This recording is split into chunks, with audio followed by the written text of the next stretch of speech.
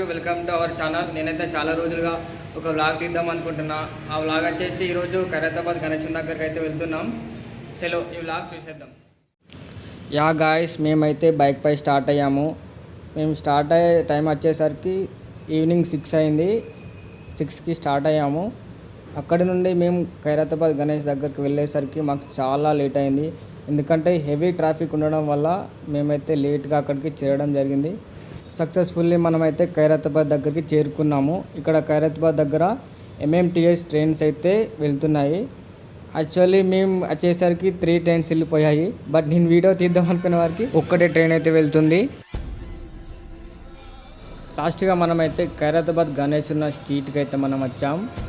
ఈ స్ట్రీట్ చివరిన మనకైతే ఖైరతాబాద్ గణేశుడు కనబడతాడు. ఇక్కడ నుంచి మనకు ఖైరతాబాద్ గణేశుడు ఉన్న మండపం అయితే మనకు కనబడుతుంది.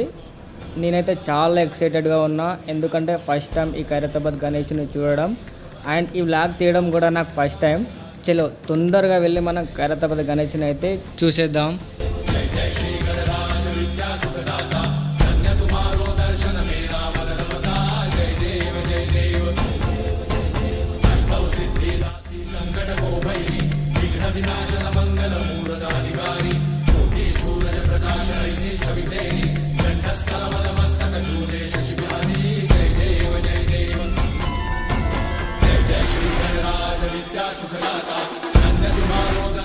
యా ఫ్రెండ్స్, చూసారు కదా ఖైరతాబాద్ గణేశుని. ఈసారి అయితే ఖైరతాబాద్ గణేశుడు 5 తలలు మరియు 10 చేతులతో 50 అడుగుల ఎత్తున పంచముఖ మహాలక్ష్మి గణపతిగా మన ముందుకైతే దర్శనమిస్తున్నారు.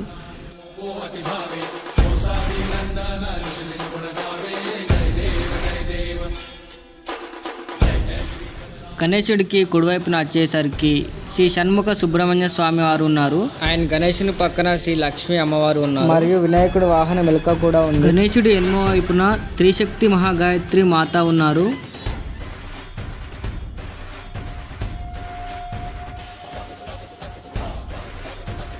ఇప్పుడు మనం గణేశుని అయితే పూర్తి వ్యూలో చూసేద్దాం. గణేశుడి పెయింటింగ్ వర్క్స్ అనేవి వర్కింగ్లో ఉన్నాయి. ఈ గణేశుడి పెయింటింగ్ వచ్చేసి ఆల్మోస్ట్ 90% అయిపోయింది. 10% మాత్రమే వినాయకుని పెయింటింగ్ వర్క్స్ అనేవి ఉన్నాయి. వినాయక చవితికి 2 రోజుల ముందే ఈ పెయింటింగ్ వర్క్స్ అనేవి కంప్లీట్ చేస్తారంట. ఈసారి అయితే ఈకో ఫ్రెండ్లీ గణేష్ని అయితే తయారు చేశారు. ఎందుకంటే పూర్తిగా 50 అడుగుల ఎత్తులో మట్టి వినాయకుడిని తయారు చేశారు. కుడివైపునున్న షణ్ముఖ సుబ్రహ్మణ్య స్వామి మరియు ఎడమవైపునున్న త్రిశక్తి మహాగాయత్రి మాతని కూడా వీరు మట్టితోనే తయారు చేశారు. ఇక్కడికైతే చాలా మంది వచ్చారు. ఇప్పటి నుండే వినాయకుడిని చూడడానికి చాలా మంది అయితే వస్తున్నారు. ఇంకా వినాయక చవితి మొదలయ్యాక చాలా రద్దీగా అయిపోతుంది ఈ ప్లేస్ అంతా.